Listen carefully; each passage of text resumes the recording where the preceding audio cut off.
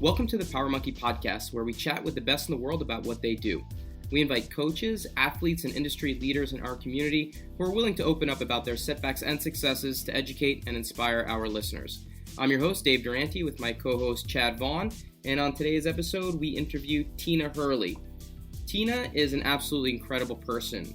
We were lucky enough to meet Tina a number of years ago after she won one of our scholarships to our Power Monkey camp, and her story resonated so well with our staff and the other campers that she's stayed a part of our community. She's an amputee. She went through some incredible challenges in her late 20s, was a CrossFit athlete, and now she's an adaptive athlete. We talk a little bit about that journey, what it was like to go through something that just kind of hit when it wasn't expected, the life changes that come along with being an amputee and an adaptive athlete, as well as a new foundation that she started recently to kind of help people going through some similar challenges. The organization is called Less Leg, More Heart. She is an absolutely incredible person, as I mentioned, and we are very lucky to not only have her on the podcast, but also a part of our Power Monkey community, and we hope you guys enjoy this episode. Today's podcast is brought to you by Monkey Method app. The Monkey Method app is actually the Power Monkey Fitness go-to resource when it comes to skill-specific training. It's the way that we're able to get our methods out to the general population. Don't feel like you need to be an elite athlete to access our plans. They are meant for beginner all the way up through more advanced plans. Every plan has an assessment attached to it. You take the assessment, you figure out which plan is correct, which level is correct for you depending on your starting point, and it helps direct you along the path towards proficiency. Our plans are all around technique-based learning. We want people to understand how to do things correct and with longevity in mind, as opposed to just trying to do something then moving on to actually applying it to a workout. Technique matters is how we've built this application, and we're very, very proud of it. Another thing to be aware of is that it is a subscription-based service. You can go in, you have access to all of the plans that we have available that we're constantly adding to for one low price per month. Along with that, if you're not interested in actually paying for the subscription, we do have a free feature that gives you access to over 1,200 videos from our video database that break down movements, that give you points of performance right in the palm of your hand so that you're learning things according to correct technical gymnastics background, gymnastics standards. It's an incredible resource in the palm of your hand. The plans and the videos go a long way in helping you achieve your goals. Again, that's Monkey Method. It can be found in both iOS and the Android store. Check it out and come learn with us. Tina, it's been far too long since we've seen you. So excited to talk to you today. Thank you for joining us. Happy to be here. Awesome. Well, I want to jump right in and ask you about what I think is the most important thing we're going to talk about, and it's you being a new mom. Tell us a little bit about that. I love that. You know, when you think about who you are as a person and what things define you, and that changes through the seasons of your life, that is literally number one, constant, just love. Yeah, I became a mom, an amputee mom, December 5th of 2020. So the pandemic was wild for everybody. And I used the downtime to grow a human and optimize all the time that was indoors. And it's been a beautiful journey, one with, ups and downs and all arounds and new challenges and a whole new world of sleep deprivation that I was unaware of. And now I have just such a heightened appreciation for parents in general. And now to become one, it's been a lifelong dream of mine. And, I didn't know if it was going to happen, a number of years ago after my diagnosis and some of the, the life changes, as you guys are aware of in my story. And so it's something I've always wanted, and I'm just so blessed. And he's such, I'm biased, but he's just such a beautiful little boy. His name's Wade, and he's about 4.5 months old. And, every week is something new, and to experience life through a child's eyes. And, he's just an infant, really a baby. Yeah. So it's just starting in that journey, but watching just the amusement and the joy and the giggles and celebrate these new milestones every day, not knowing if today's the day he rolls or is today the day he eats a new fruit or vegetable, or, it's constant wonderment and just a real significant infusion of joy into every day. So I really am feeling blessed, tired, but blessed. Sure. Yeah, he's absolutely a cute little guy, and we can relate to you for sure. Dave, definitely, he's got two younger ones, and so he's probably extremely sleep deprived over this last year, if not more. So I feel for you, Dave, and I feel for you, Tina. But we're all blessed to have the kids that we do. There's no doubt about it. And we're going to get into a little bit of your story of how this all came about. Mention you're an amputee, but specifically, what does that mean to you to be an amputee mom? What are some of the differences that you feel that there are, the challenges that you face, and even some, perhaps there's some blessings behind it as well? Yeah, that's a loaded question.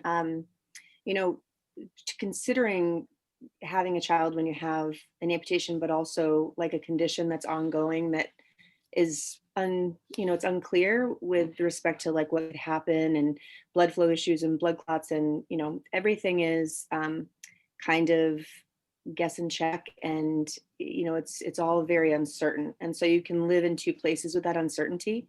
You can live in a place of acceptance and mindfulness and presentness and tackle things as they come, or you can really quickly slip into fear and anxiety and stress, and it doesn't change the outcome. Of course, it just deprives you of your ability to enjoy things as you are going through them when they're not too bad. So that's been a constant theme in my life with the things I've gone through, and thankfully I've had practice with adversity and life challenges to be able to live more in the place of acceptance and staying present on the silver, really focusing on silver linings instead of the concerns, because it was a little bit stressful in the beginning.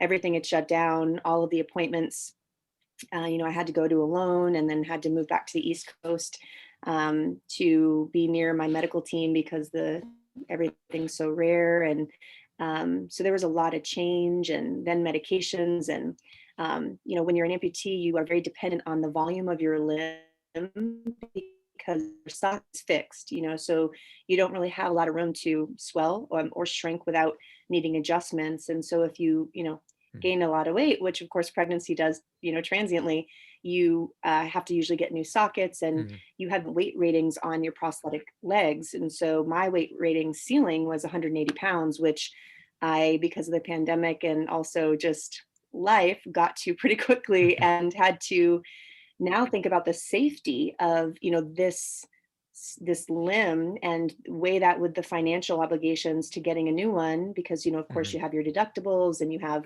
all your out-of-pocket things. And so there's all of these layers to consider with safety and comfort. And so I rode that leg out through into the third trimester, and it started to get pretty dicey. It started to make noises, and it was really breaking down because I was, 20 or so pounds over that weight limit for quite a while. And that the risk to the baby and falling was my primary concern.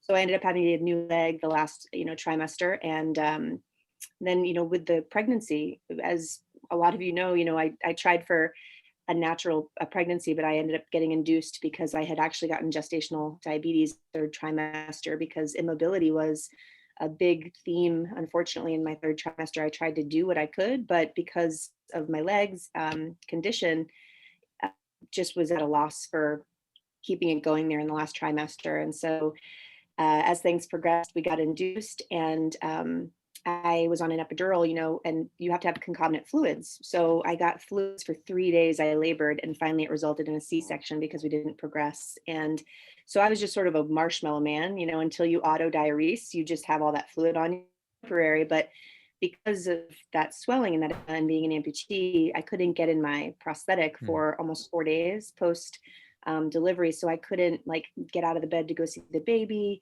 And it created a lot of functional limitations that sort of, put a damper on some of the, some of those good feelings that you get from walking across the room and snagging your baby out of the, bassinet. And again, you have to tap into that mind space of, what am I going to choose to focus on here? And again, I think being an amputee is really an advantage when it comes to the mindset shift of being an individual and then being reborn into being a parent, because you are used to having to have that first pass thought that happens, and where it's like, this isn't good enough, I wish this had been different, I should be doing XYZ, all these regrets or doubts or fears. And then you learn to sort of quiet that down and make your shift into what you want your narrative to be. I'm the kind of person that, despite things going on, is going to focus on, the fact that I have this beautiful baby that came out and is healthy, and this, radiant joy in the world. And and we're both alive to tell the tale. And I'm glad that I wasn't back in the Cherokee days where I used to hug trees, because we wouldn't have made it. And here we are, That's so right. it was, it was a constant check-in with myself. But, the functional limitation of the prosthetic and the volume sizes and the weight rating on the foot was like the biggest thing to focus on, and something that I wanted to share for other amputees that might, be considering pregnancy, because I had always thought it might be too hard and maybe I couldn't do it. And then I changed my mindset to not really believe that that's the way to think through things. But weight gain was big. Again, it was because it was hard to, move around. But, I think through some better dieting and not having a pandemic where, DoorDash and Instacart, and there are so many things these days where you don't have to move. You just hit buttons. Right. And everything shows up. But when you're craving all the things all at one time, it's a slippery slope. Yeah, we're moving towards WALL-E, the movie WALL-E, very, very quickly, unfortunately. But Tina, you're mentioning, we didn't really dive into it yet in terms of what happened with the amputation and kind of how it got to that point. First question, before we actually, I'd like to hear you tell our listeners. Obviously, me and Chad know the story, but I think our listeners would love to hear it as well. But is it a genetic thing? Is it something that you are worried about with your son as well? You had mentioned, I think, in your story here that your mom had some issues as well, that she had some stents put in and things like that. Is it a genetic issue that there is a concern that it could be passed along, or is it something that was specific to you?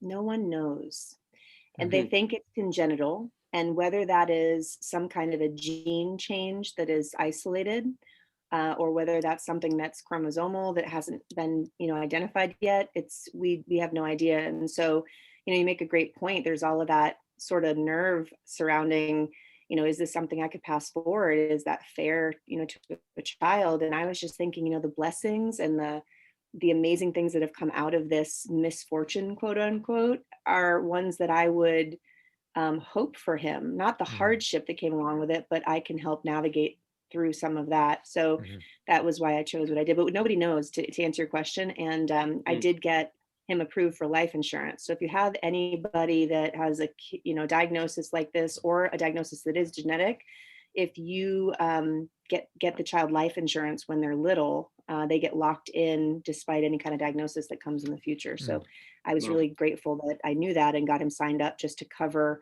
financial needs, or to keep him covered if he were to be denied in the future because of it. So we're not sure.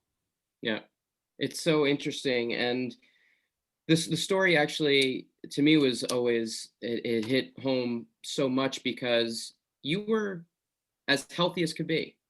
You had, you were 27 years old when you had the diagnosis, when the first issue started to arise, right? CrossFitting every day, kind of everything seemed completely normal, and then things started to kind of just seem just slightly out of whack. Is that right? Like the legs started to feel a little bit numb and things like that, and kind of maybe misdiagnosed a few times before they actually came up with the final diagnosis. Is that correct? That's right. Yeah, it was just like a heaviness in my legs. It felt like cinder blocks, like you did 1,000 calf raises, but you only really were just walking, and it would hurt for days and days. And so I realized it was an issue because I was CrossFitting and I was in the best shape of my life, and anything gymnastics related or Olympic lifting related, I mean, I was doing a great job by comparison in the gym and to my own PRs. And if there was a 200-meter run, I would just get lapped. I'd be off the bar 45 seconds in front of the next best athlete, and then they would just catch up and circle me. So that was kind of when I realized there was an issue, and the real determining point for me as a physician assistant. I was in the hospital and someone had coded, so code blue, cardiac, arrest, and I had to hustle myself to the room. And at that point, I couldn't walk my dog around the block. It was hard to get up a flight of stairs to do laundry because my feet were so tired, and I didn't understand what that meant. And I could hardly get to that. I didn't get to that patient's room in time, but there was another provider, thankfully, there that covered, and there wasn't, a bad outcome. But that was the time where I'm like, okay, this is not just a functional issue for me. This could be like an emergency for other people if I'm in charge of other people's lives. And, now being a mom, it's good to know that as well, because there are things you have to, urgently attend to. And I can't do things the same way as others. I just need to figure out those adaptations that are necessary. So back then it was rugged. I got, sheltered. I was sheltered in all of this kind of pathology. I didn't know about these rare vascular diseases. And, you make excuses for everything, and you think you've got the wrong shoes, or, you just don't think it's ever going to be the worst case scenario. And I certainly didn't, as you mentioned, because I'd been a gymnast my whole life, and I was doing all the right stuff and eating the organic, dirty dozen, and, all these things they say are the right things to do. And, so finally they did the diagnosis. Yeah, it was after my mom had stents put in her arteries, and I just serendipitously had mentioned it to an orthopedic doctor that was going to do a different procedure.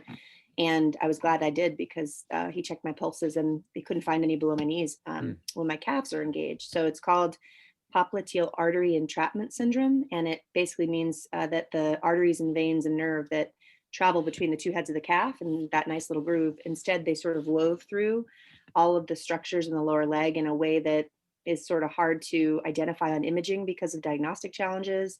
It's hard to, correct because of the structures that are involved, and it's all surgical and underfunding of studies and lack of literature, and something that whether it's tried to be corrected or you live with it, can be a limb threatening issue and also cause pretty significant, disability.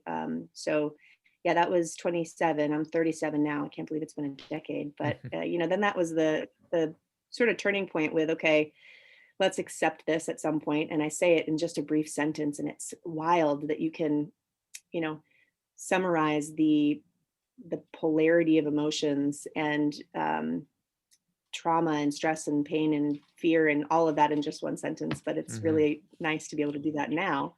And we had to see all the doctors, right? Like everybody all over the country, and figure out who was going to be the guy to fix it. And there just really wasn't that guy that was specialized in it. So we just went to whoever we found were the best. And we tried 9 times to fix the blood flow. So let's fix the problem. And then after 9 times of, rerouting blood vessels and hacking stuff out to kind of make room in the leg, took out all of my medial calf, the inside of the calf, and all the popliteus and soleus and all the structures there, but none of it seemed to work. So they started taking vein and bypassing the arteries, and they made a good go of it. I mean, I had the best people doing it, and we couldn't find a distal target, a target in the lower part of the leg to not be trapped. So after those 9 surgeries, and I had just gotten married, and, I'd missed my first bridal shower because I hemorrhaged. I had 3 surgeries in 1 week, and it was just, we were running on fumes. And, but we were able to walk down the aisle. And then very shortly thereafter, the bypass graft that was the most recent failed. And that was the first time that they started talking about palliation. And I had heard of that word, because I was a clinician, but I certainly had never heard it directed at me. And the implications on that, and not having a foot, being someone that defined myself by my physicality. And if, I couldn't do backflips, would just break my heart, put me in an institution right now. And it was a struggle. And the kicker of the whole thing was that I was a vascular surgery physician assistant. That was actually the first assist in the OR with a vascular surgeon taking limbs off for a living, and rounding in the hospital on all of these folks and their deaths that were resultant, or their infections, or the socioeconomic dissolution around them, or their relationship struggles, or dealing firsthand with what happens to these people, when I knew in 6 months my date was set to be that person. And it was just,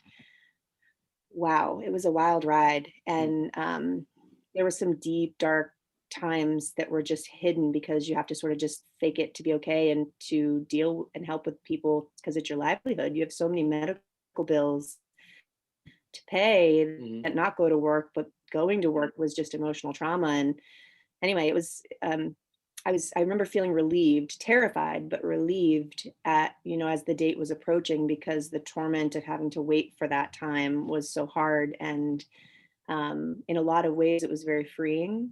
My mom had washed my foot in the bathtub the morning of the surgery, because she was the first one that had bathed it. We did all the ceremonious things that we could do to feel as ready for it as we could.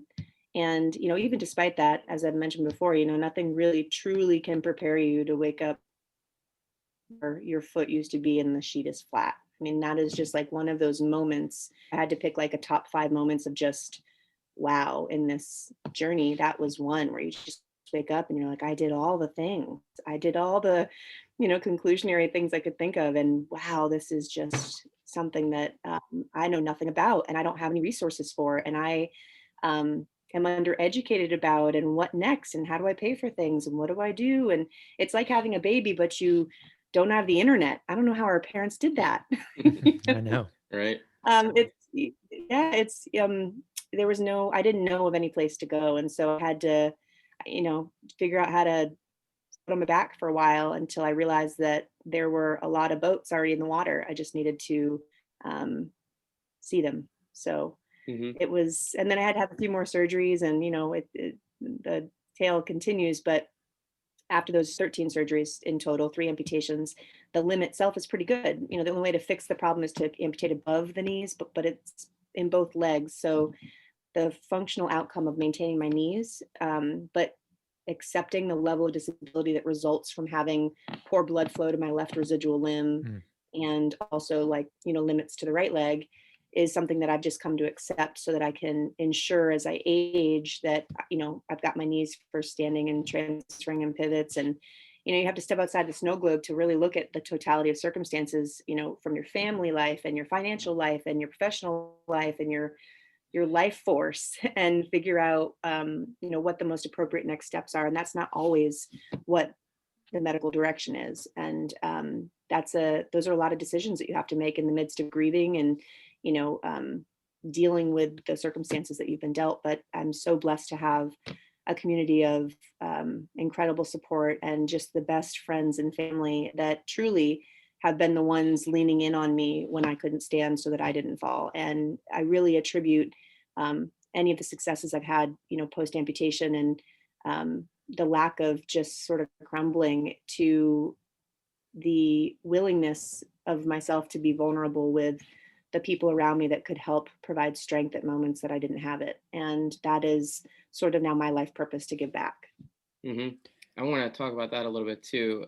But going back to what you mentioned before, just in terms of what your position was, working with the vascular surgeon and everything, and seeing amputees and working with them on a regular basis prior to you actually going through the surgery yourself, do you look at that experience and having that position as a benefit going into it, or did you look at that as potentially like seeing all of these things and knowing what could come out of it, and was it more of a detriment than was a benefit? Yeah, great question.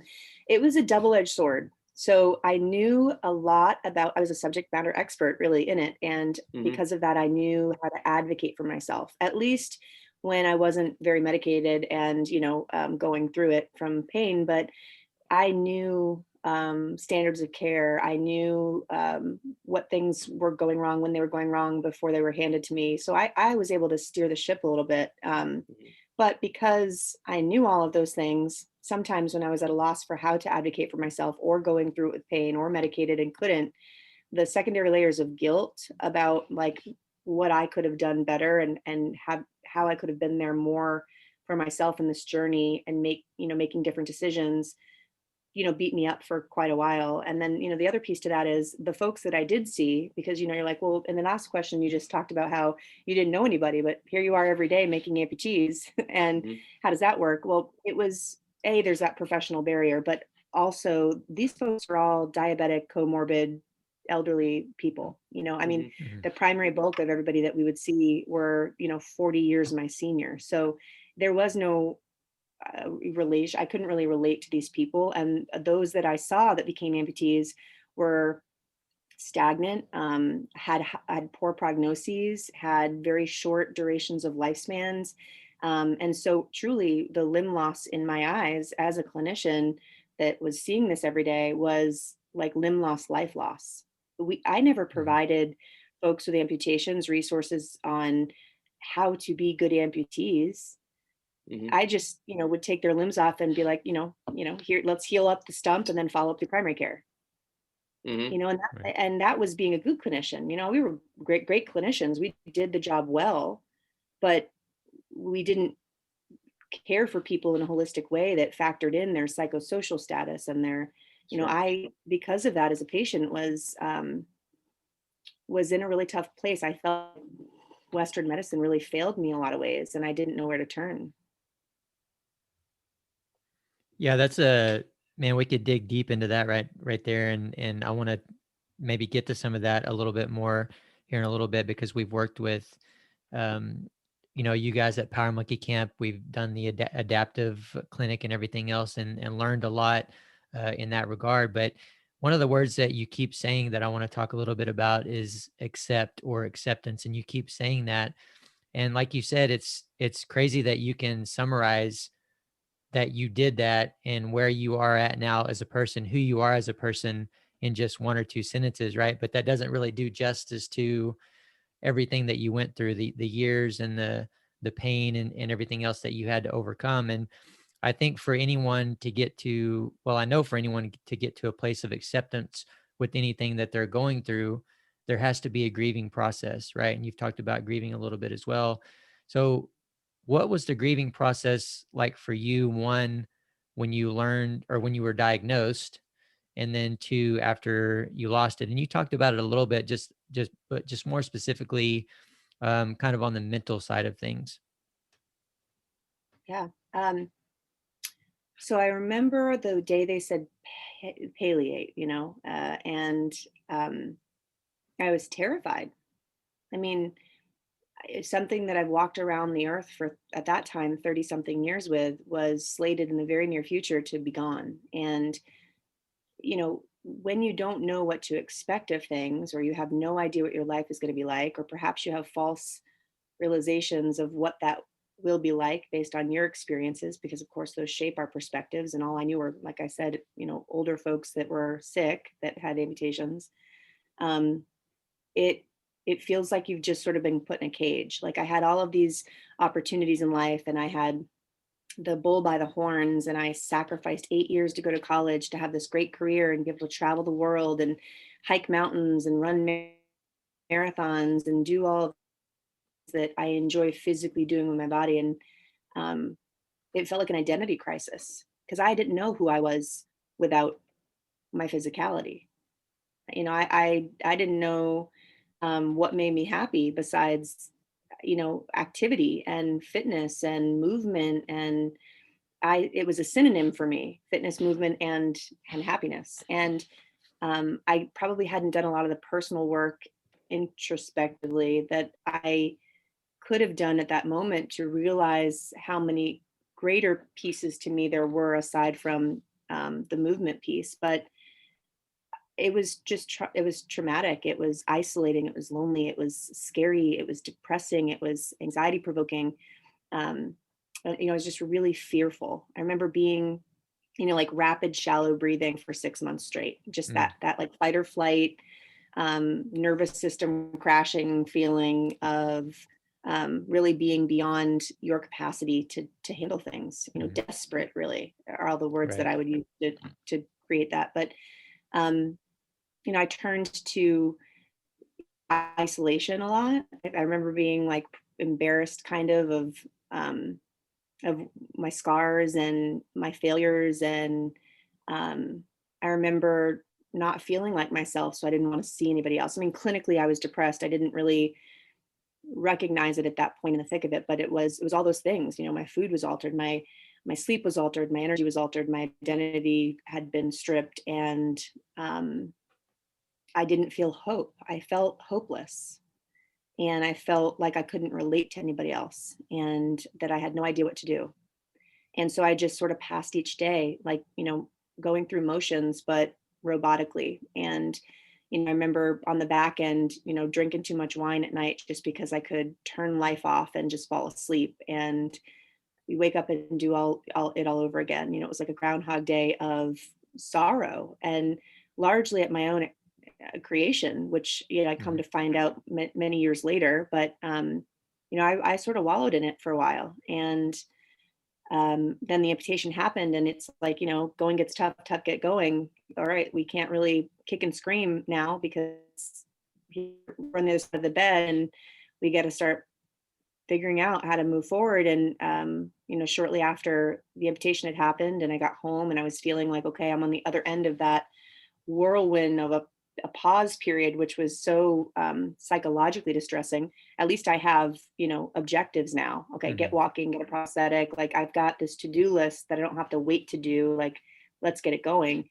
I had things lined up to do that. And then, my husband had left, and I had to sell the home and rehome the 2 dogs. And there was, so all this stuff came out of the woodwork, secondarily, that created a lot of other trauma. And I felt like the last little bit of carpet that I had was sort of ripped. And that's when I really kind of crumbled and, laid in bed for 3 weeks. I was only, I think, 3 weeks out of a major revision where they had to put a wound back on the leg, and I had this big, stump that I had to change dressings on every, 8 hours, and medications. I mean, so many medications. And I remember just laying in bed, just feeling so sorry for myself, and that this is my life now, and who's going to love me, and I'm just disfigured and abandoned, and all of these narratives that I was telling myself,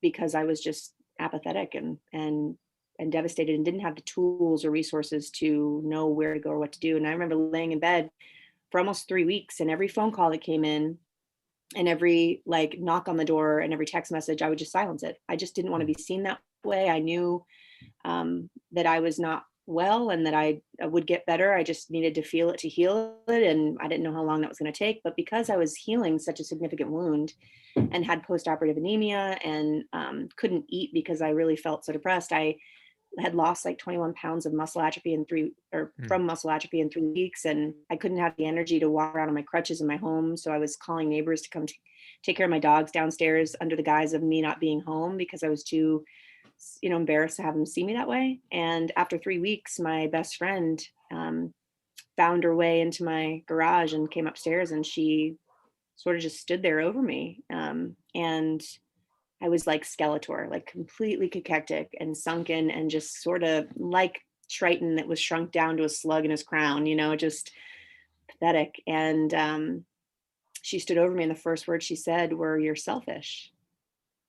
And I remember trying to mount a response, and she said, "You're letting your ego render everybody in your life that loves you unable to help you, at a time where we need it the most. And that's what we're all here for. That's what we're on earth to do as humans, is to connect and provide support. And your ego is interfering with that. And it's your choice."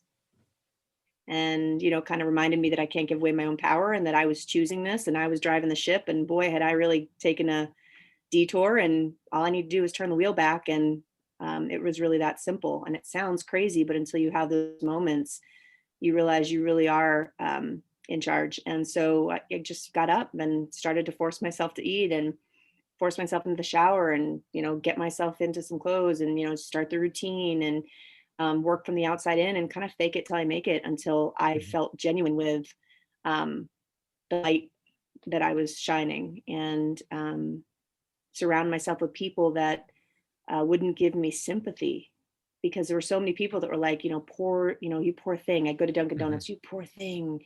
You go out shopping, and, people just look at you this a dog that's about to be euthanized at a high kill shelter. And so you start to feel broken, because everybody's treating you broken. And so I didn't need that. I wanted empowerment. I wanted words of strength and affirmation. I wanted to feel powerful, not miserable. And so I stopped accepting society's approach toward me. And I started instead reflecting the way that I wanted them to treat me. And that's kind of where the shift happened. Yeah, I really love talking about, sorry, Dave, I really love talking about this part of it, when you say, other people were giving you too much sympathy, right? And you talked earlier about when you were, on the other side of this, you didn't help people in the way that you should have. You didn't add a little extra, you did the deed, and then they were kind of on about their business. So when we talk about other people, what can they do better? And then what can someone in a similar situation, it doesn't have to be an amputee, it could be any issue that they're struggling with. One, what can they do? What is the first step that they can take to get to a place of the mindset of, I am in charge? Like you said, you kept having to tell yourself that. You had to realize that and kind of fake it until you got to a better place to be able to truly be the one that's in charge. But at the same time, what can doctors do better? What can coaches in CrossFit gyms do better in these situations? And what can other athletes, if you're just an athlete in a CrossFit gym and you come across this situation, what can you do? What level of sympathy should they provide, if any? Yeah. So let's unpack that a bit. The first thing to, recognize when you're approaching someone with a disability or hardship in general, right? It's universal. Is that you have to kind of get a gauge for where that person's at with where they're at, because their stage of grieving is going to dictate kind of how much you let them visit the pity, cabin and stop them from unpacking, and then how much you're going to, try to empower them without making them feel less than because they're not necessarily there yet. So it's a little bit of a finesse, but I think that to simplify all of those pieces, there's a unifying, like there's an Occam's razor, and it's empowerment. So for me as a person with a disability or a new person with a disability, the first thing that I had to change was like the thinking that I was, navigating so that I could self-empower.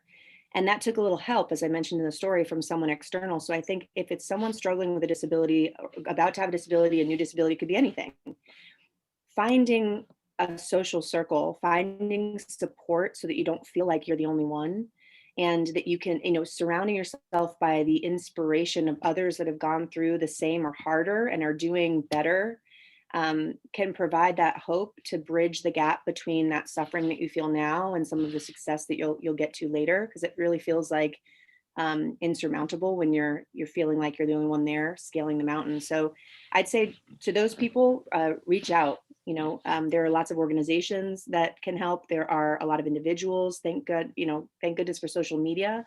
You could just Google in the search on Facebook, spinal cord injury support, and I'm sure there's a million different options. So just get vulnerable enough to reach out for help and admit sometimes that you're not okay. That's the biggest hurdle. And it's really, truly downhill from there. There's tremendous strength in vulnerability. That's for that demographic. For the folks that are in CrossFit gyms, whether it be athletes or, coaches, I think, communication is just key. And we talk about this in the Power Monkey seminars and in life in general, that when you communicate with someone, you can assess sort of where they're at, as we mentioned, but also what their triggers could be, how they handle situations that may inevitably come up so that it's not a surprise to them in that moment, that they can be ready and prepared for that.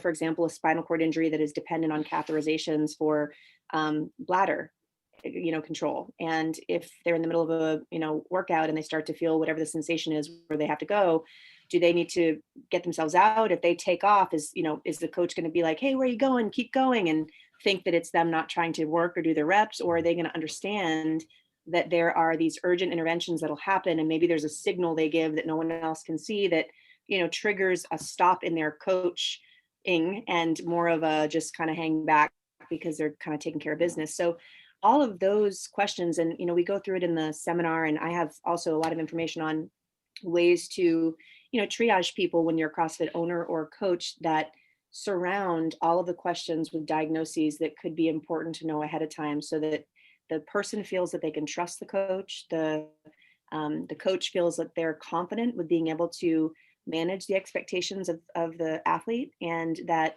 they can work in a really trusting, relationship. But I think anybody that has good communication skills can start to sort out what things need to be sorted out first, really, to say it just generally speaking. And I think from gym members' perspectives that aren't doing the programming or the coaching piece of it, just treating folks like everybody else. They may have wheels instead of legs. They may walk around with crutches. They may have a face droop. They may have, tremors. They could speak slowly or walk funny, or, all of these judgments that people might make, but they've probably got an incredible story. Like, get to know people as humans. And that's what I love about CrossFit in general, is it's such a community based, just person and relationship focused type of, gym atmosphere that usually happens inevitably anyway. And that's why it's so cool to see so many adaptive people transitioning into CrossFit and functional fitness because of that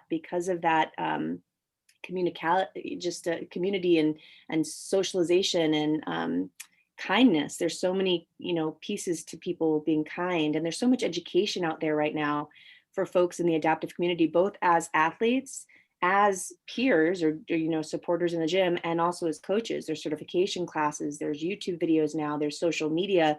I mean, you can really find a lot of great content to educate yourself, depending on whatever stoop it is that you're standing on, in whatever direction you're facing. So just look for resources and just be encouraging, and don't treat people like they're less than, or don't assume things, just make friendships just as you usually would. It's just go about it the same way. If someone has really crazy or really fun hairstyle, you don't stare and not walk up. You probably walk up and go, that mohawk's got a story. I want to hear it. It's kind of the same with people with disabilities. We want to talk about it, and we want you to like us, not, for it necessarily, but accept us with it, and recognize that we are the way we are because of it, not in spite of it.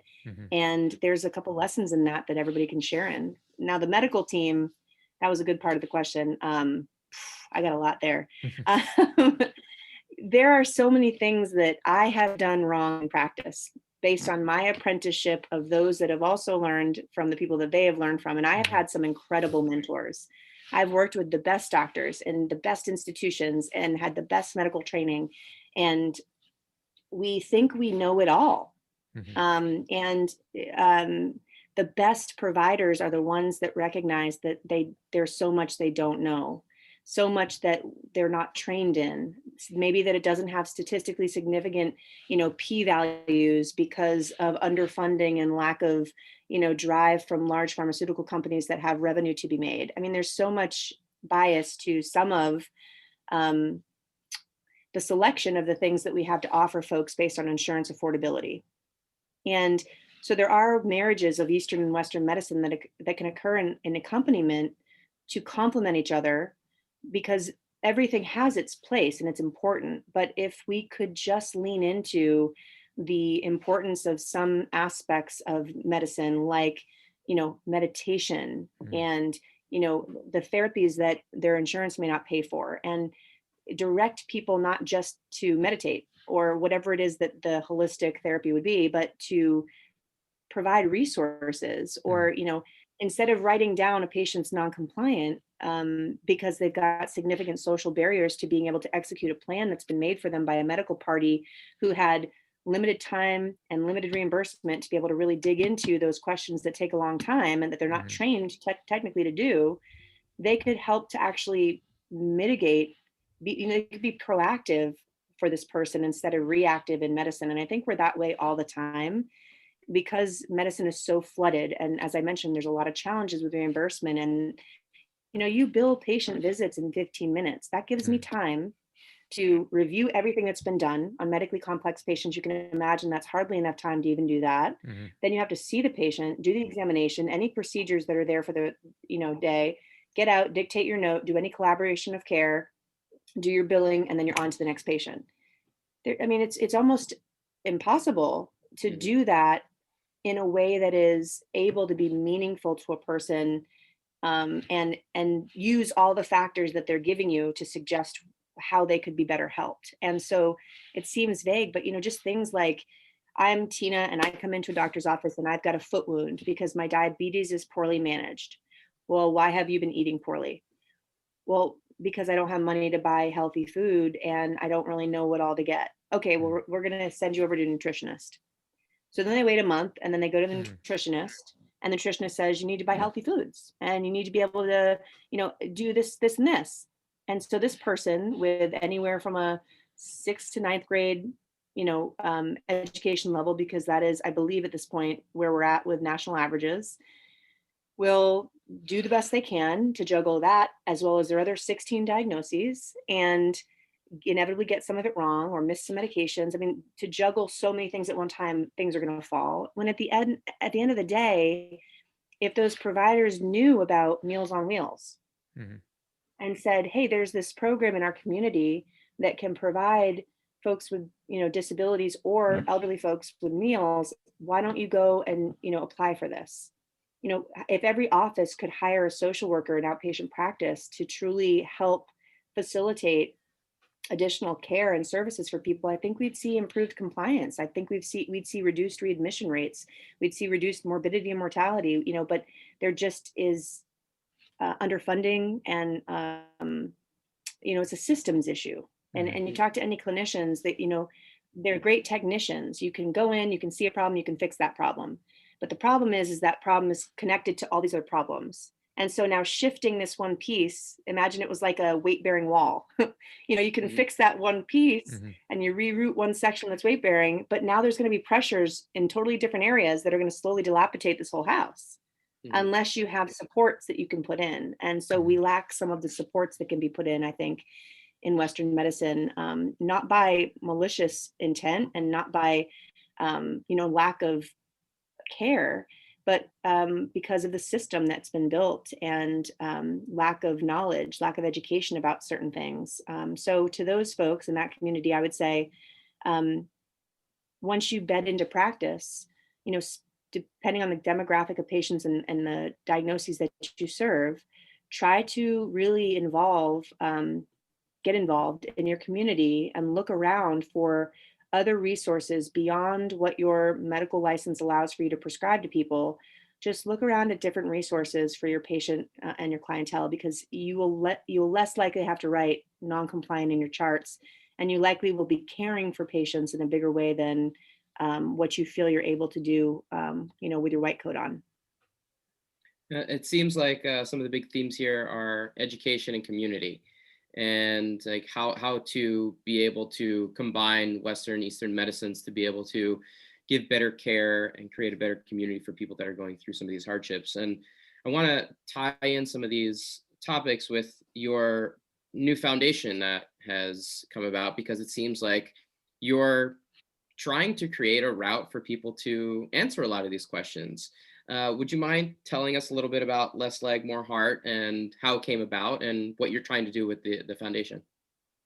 Sure. Yeah. Thanks for letting us chat about that. I'm really excited. After the amputation and thinking about returning back to clinical practice, I felt like I would be doing a disservice having had the perspective of being a clinician and a patient, like both views from the bed and at the bed, some of the lessons that taught me and some of the holes that I noticed in our ability to care for people as clinicians and try to support the entire, circle, the providers, the patients and their families. So when I was going through my kind of recovery, the year after I had my leg amputated, I kind of opened my world up and allowed myself some space to breathe. And I did some wonderful things and went some wonderful places and met some incredible people and got really inspired. The space where all of the grief was held was freed up. And I was able to get a little bit creative with figuring out what my purpose was. I've been given this hardship, this big weighted rock that I'm walking around with, and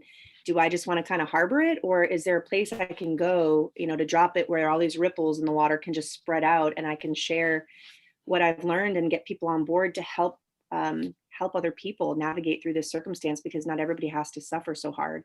So when I was doing some competitions for CrossFit and going to the games for adaptive folks a couple of years ago, 2018, I had shirts made up to help fund my trip. And I had seen a photo shoot that was done of the Boston Marathon victim survivors. And they had all these different words of empowerment all over them. And one of them just struck me. One of the photographers had written on them, "Less leg, more heart."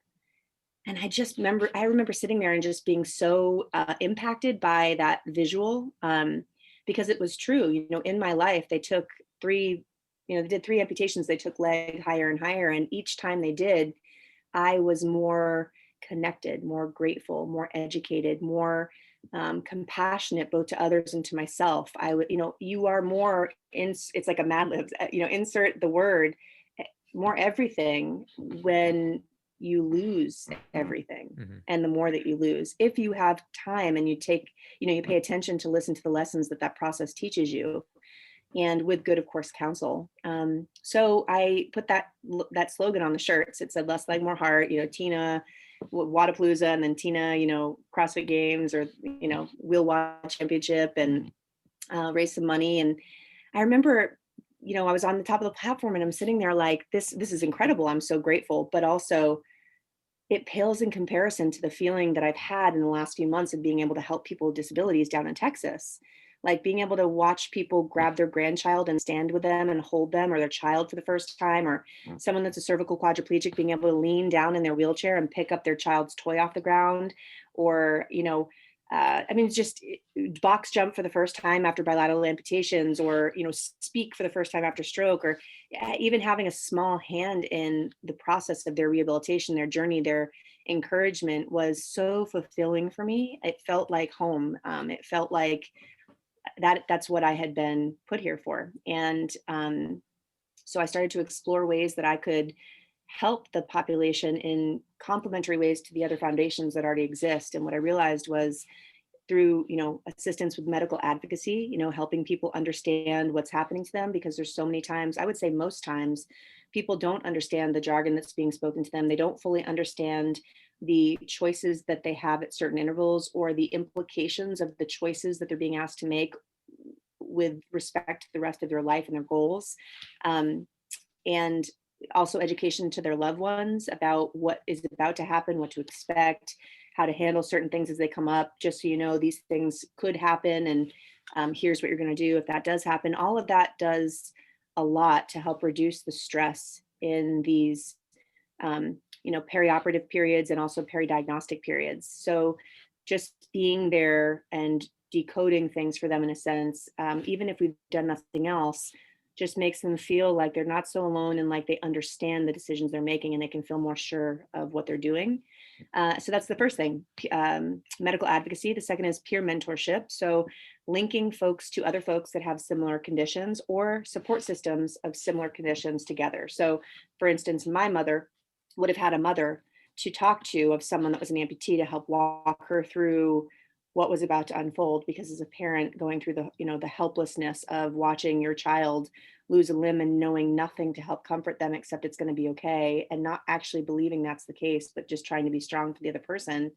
Well, we can connect those families. We can alleviate that stress. We can provide the person that used to go through it, or did go through it, with a sense of purpose and sharing the tools that they've acquired in their journey with the next family, because truly we rise by lifting others. And it's only through doing it that you recognize the capacity that it has to generate joy.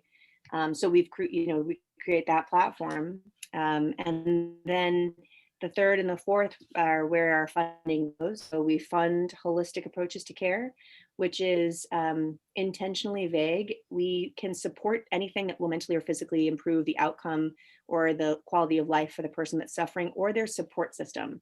So if there is a mother of a person that just became a paraplegic, and they have 2 children at home, and they're working a full-time job, and they're being a full-time caregiver at night, we can recognize that they need some reprieve. So how do we build a support system around that person as well? Maybe we provide pre-prepared meals to their door, thanks to our partners at Rosie Joe, at an affordable rate, so that they have a couple of weeks where they don't have to be going and buying groceries and cleaning the kitchen and cooking the food and all of those things. So maybe they get a shower. Maybe we buy them a massage therapy package. Maybe we get them couples counseling so that they can go talk about the traumas that they're facing. Anything that we can do gym membership wise, or adaptive equipment, or holistic pain items, supplementation for their muscles to not atrophy so hard, or to recover better.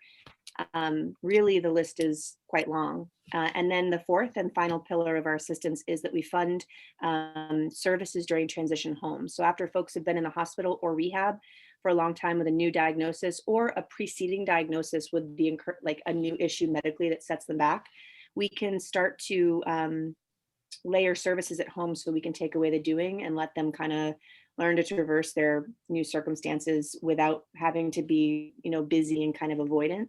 So things like, as I mentioned, the meals, things like house cleaning, bathroom modifications for accessibility. Maybe it's general modifications to the building, if we can get some partnerships with different contractors in their area. And so we try to ease that transition where they can, I guess, just come to acceptance a bit sooner.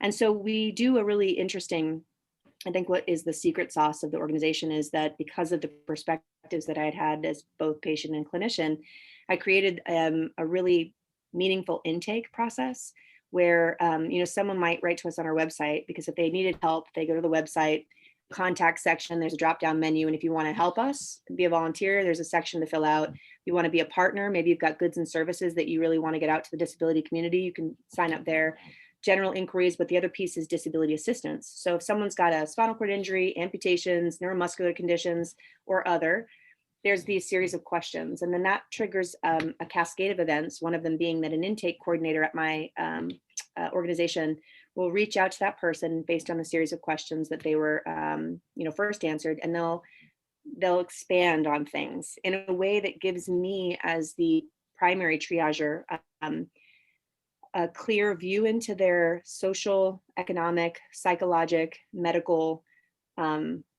place. Like if you had to capture it in a picture, I can really see kind of where things are at. And then we start to work as a team to figure out a triage, right? So we triage the needs that they have in a way that makes the most sense for what life cycle of their disability they're in at that moment. If they're in the hospital and they're just dealing with the acute, disability, that's very different than if they catch me a year later and they have, so we have a way and a system of understanding those needs so that we can be good financial stewards of our organization, but also provide people with enough to chew on, but not to choke on, because there's so much that you have to learn and go through, and so much resource out there that it really would be like trying to drink water out of a fire hose. And so the most successful way for folks to feel like they're not alone and that they're cared for and to get assistance is through little bits that are just what they need at just the right time. And that's kind of what we focus on doing. Wow, that's quite a bit of resources for the disabled community. That's amazing that you're able to put this together. How long have you been working on this project, and kind of I want to be able to direct people on where they can actually get more information if they're looking for some of these services? Thanks, Dave. Yeah, 2018 was when the seeds that kind of were watered along the journey started to grow into little baby plants. And then in 2019, it became an official business and we got the tax exemption. So it's been going for about 2 years now. So still in a sense grassroots, but I say that with the excitement that, we're nationally dispensing assistance. So we have helped folks in, almost every state at this point, continental US. And, we've got hubs, as I say it. So we have a lot of local community involvement of businesses and already sort of established in the Southern New Hampshire, greater Boston area, Baltimore, Chicago, and DFW. But that doesn't mean that we can't establish those in other cities. So like right now we're starting one over in Fort Myers area as well, because we've got some volunteers there that are going to rally around somebody with a disability. So that's kind of what we like to do, is we find somebody in a place in the country that is isolated. They're the only one like them. There's no resources for them in their area.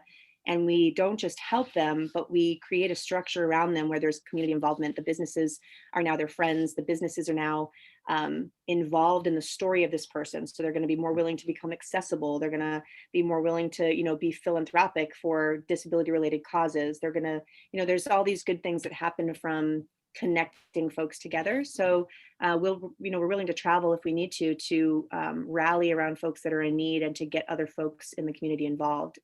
Those that want to be involved as volunteers or as donors or someone that needs help, they would just go to our website. That's the primary place that they can land for whatever they need, www.lesslegmoreheart.com. And from there, they can get to any of our social channels. We've got an Instagram, a Facebook, a YouTube that we are in the process of sort of constructing more information for, but that's a good place for education in the future. And then a LinkedIn. But our Facebook and our Instagram is our primary bulk of social media. And so we stay pretty current on our mission and our storytelling and the volunteers that are involved and the stories of folks that have been involved in what we've done and our campaigns that are happening or merchandise sales. So I think that those are the two best ways to kind of watch as we go. And then anybody can reach out to the organization via email, which is also from the website, but it's just info@lesslegmoreheart.com.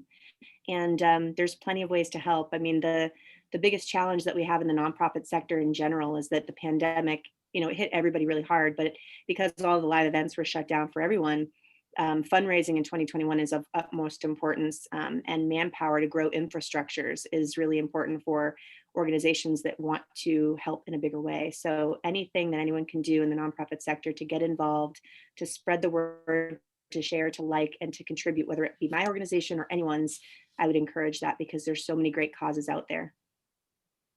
Absolutely. And you're right that the past year has affected so many different sectors and such a you know, I don't want to say just negative, but a tough way for a lot of people. And creating more resource the way you've been doing through this incredible organization is such a great thing. And I'm glad that we can pass that along to our listeners. But I know we're coming up on an hour here, but I really want to just touch on something that I know Chad and I both kind of resonates with us because our first interaction with you was through our Power Monkey camp.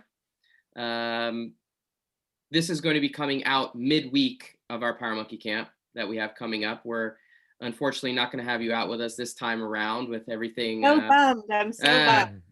Yeah, but camp was when you came out for the first time, and you've been out a few times now. It was one of those things that all of us were just in awe of what you were able to do. Your incredible story you told at the campfire kind of just hit everyone so hard, and everyone was just so amazed at how you were able to persevere through the challenges that you've faced. But a couple things physically stood out, and one was you running on the treadmill for the first time in probably a long time. I will never forget that moment.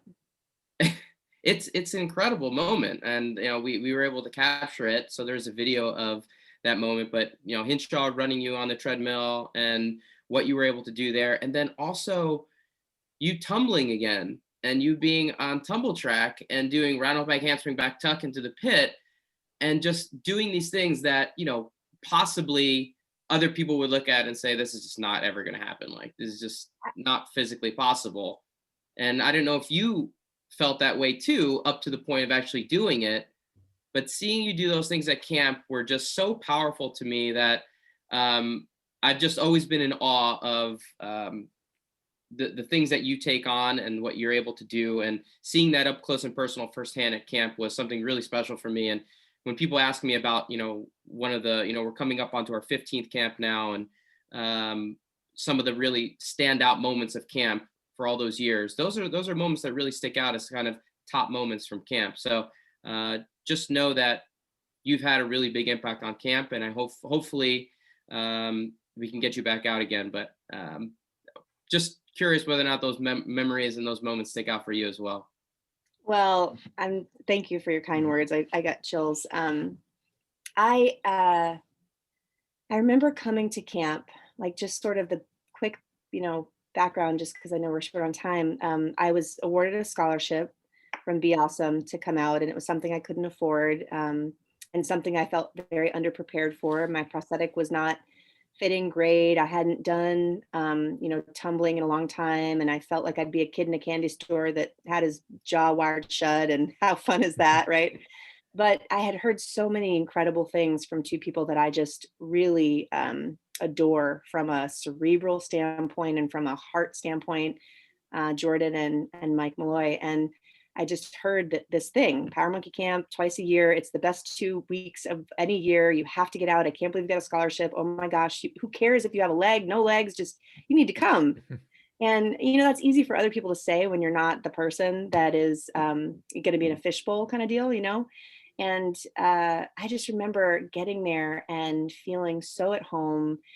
Feeling so supported, feeling so understood. People were engaging, not in an intrusive way, but like truly seeking to understand, which really gave me a sense of purpose. I remember the last day, I couldn't dance because I had been so worked, and had so many wonderful moments, as you mentioned, that I couldn't dance. And I remember laying in the cabin thinking, I probably won't go. I don't want people to feel bad. And I don't want to cause a scene. I remember just going there. Vanessa put me in a spinny chair, and she dragged me out on the dance floor, and Shane's singing. And it was just, someone picked me up the movie and was spinning me around. I mean, it was just the Olympic gymnast that I'd idolized my whole life. Or, you guys are all trying to do handstands and plank holds on my crutches for PR times. And it was just, everything that you could possibly have imagined as a person feeling accepted and embraced. And it became very quickly like a family feeling for me. And, it's funny that you mentioned the Chris Hinshaw moment, because I didn't know at that time who Chris was. I had been out of the game of CrossFit for a few years because of, not getting in a gym because of all that I was going through. And I didn't know much about aerobic capacity at that time. And Jordan was just like, I can't believe, like, you don't know Chris Hinshaw, he's the most incredible, and it's gonna be so great. You need to make sure you have a great time. And I'm like, but it's running on a treadmill and I can't even walk really. So that's probably not going to be a lot of fun. And he's like, you just need to like stop and you need to just go and soak it up. And, I remember because at this point I was still in my healing journey, very early in my healing journey, a lot of self-doubt and a lot of lack of wanting pity and like that being met with that in a lot of places other than camp. I expected that, which I didn't get, by the way. But I remember laying in the cabin when the endurance seminar with Chris had started, and I had the golf cart that you guys had given me to get around camp, which was such a blessing. And I laid there for like 10 minutes. I was 10 minutes late to the station because I truly felt like one of two things was going to happen. I was going to go and he was going to give me more attention than the other people, which was going to detract from their experience. And I didn't want that. Or he was going to not really know what to do with me, or I was going to fail him in some way because I wouldn't be able to do what, was expected or what I expected of myself. And this is all just projections of my past on the current situation, not knowing at all who he was. And at like 10 or 15 minutes, I remember just being overwhelmed with this sense of like, what an opportunity it is for you to be here. Someone believed in you and gave you money to come to this incredible place that people dream of going. You have the most brilliant minds around you. And like, how silly of you, just go and sit. Even if you say, I'm not going to participate, just go learn from this incredible mind.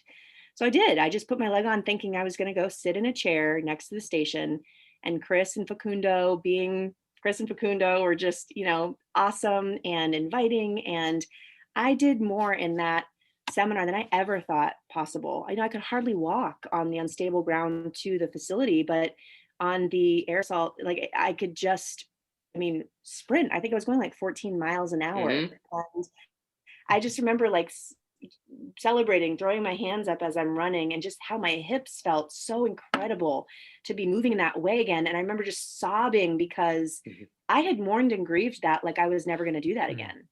I had already believed it wasn't true. And then, the next day of camp, that was, I think, the first day of camp.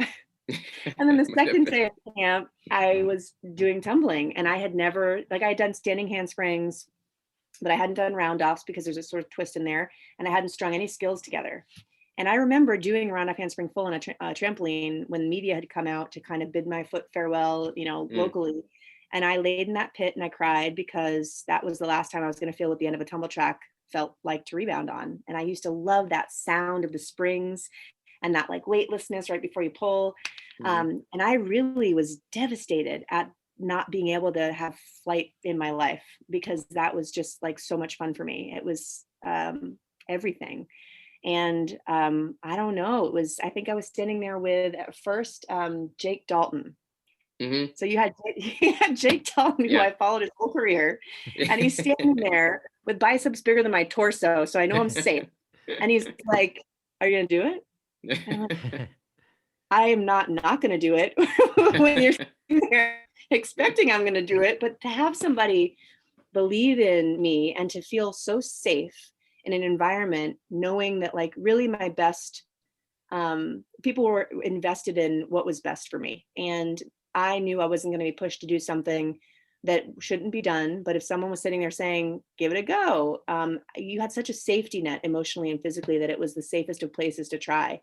So I remember doing a round off handspring and just hitting the rebound going, oh, that feels good. I want to pull something. Mm-hmm. So I danced back.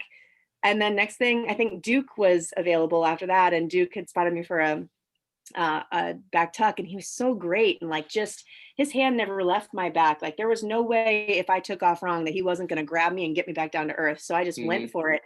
And man, my tuck was like back in the day tucks. And I felt so good. Like the leg wasn't a factor. It was like autopilot took over and my body just knew what to do. And so I remember coming over to you, you're in the center hub there doing all the direction. And I was like, I think I'm going to get a full next camp. You think I can do it? And you're like, I think you can do it, but take it a day at a time. From a safety perspective, you're like, So I made it a goal of mine. I'm like, you know what? I'm going to do the last pass I did as a 2-legger and I'm going to get that thing. And if there's any place I'm going to do it, it's going to be at Power Monkey. And I remember the next camp coming and I felt so much pressure because I'd already set myself on doing it and no one knew about it.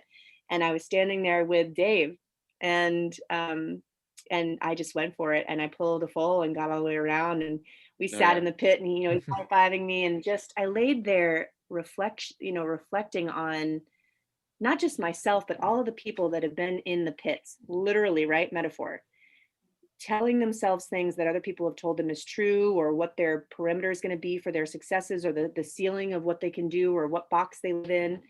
And I was laying there remembering like I had so much emotional trauma, grieving and mourning based on nothing, based on mistruths, because I lay there recognizing that the only limitation and the only inability truly was my state of mind. And how dare these people in my life had told me that I'm never going to do these certain things again, because I'm proving all of them wrong. And going back to the Adaptive Training Foundation and from camp and watching other people defying medical odds, cervical quadriplegics jumping rope, stroke people that had never walked before walking in front of me, people that were taking my words as a medical clinician that I told them and just plus interest and shoving them right back down my throat. It was then and through Power Monkey truly that I recognized the capacity of my own, my strength and limitlessness. And those moments are forever like some of the most favorite moments I'll ever have, and reminded me of my power. We talked about earlier what things you can do in the community to help other people that have disabilities or hardship in general, and truly it is that empowerment. It's that embracing, it's the community, it's the connection, it's the empowerment. And you guys have all of that, and I'm so blessed to know you guys and to have been accepted there and to have taken a chance and listened to that little voice inside that was trying to get crowded out, and to have come, because some of the most beautiful relationships and memories have occurred because of it. And you guys are really doing a beautiful thing. Well, thank you so much, Tina. Like I said, those memories are really etched in my head as well. And we hope to have you back out again soon and create more memories and have you do more things that are on that bucket list that you'd like to get back doing again physically. Like I said, this particular episode is going to come out midweek during our PMC 15. So we are back up and running again out in Tennessee. And I'm sure as this episode comes out, people are going to be able to see what's going on at camp through social media and through our website and everything. So hopefully this episode gets people back out to camp and hopefully gets you back out to camp sometime soon. We miss you and really hope we can get you back out soon. Thank you, Dave. Yeah, once Christina's Creamery shuts down, I'm there.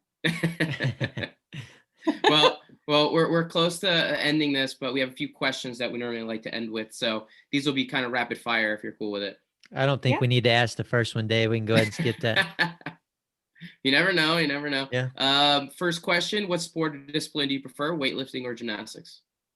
I'm sorry, Chad, gymnastics. Yes. That's all right. You had like 2 or 3 in a row, Chad. So yeah, I did. I was on a good roll there. Yeah, I'll take it. But, maybe if Tina comes to 10 more camps, we might be able to get her halfway towards choosing weightlifting next time. I don't know.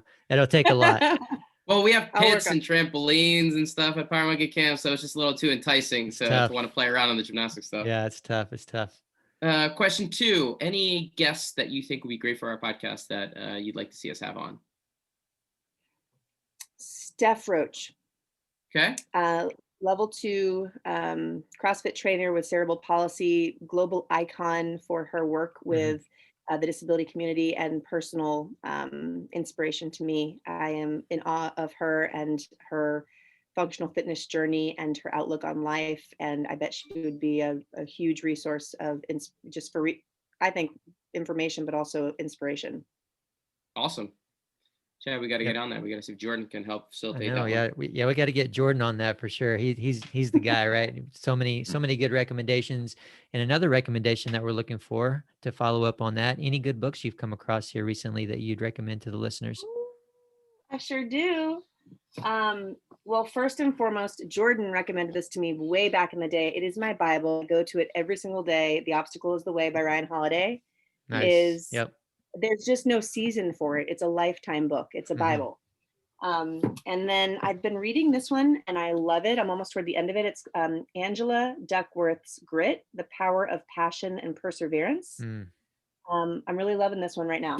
And then my brother just gave this to me. I don't recommend it yet, but it's Self-Care for Aquarians. He's like, you're a new mom. You should check this out. I don't recommend it yet. I just wanted to show you that I have it here. You're waiting on that recommendation. We'll have to get back to you on that, I guess. Yeah. No, I think that for me, the Obstacle is the Way is my favorite go-to if you want like a book forever that you can just always find applicable content for. And it's easy to read. It comes in little bites.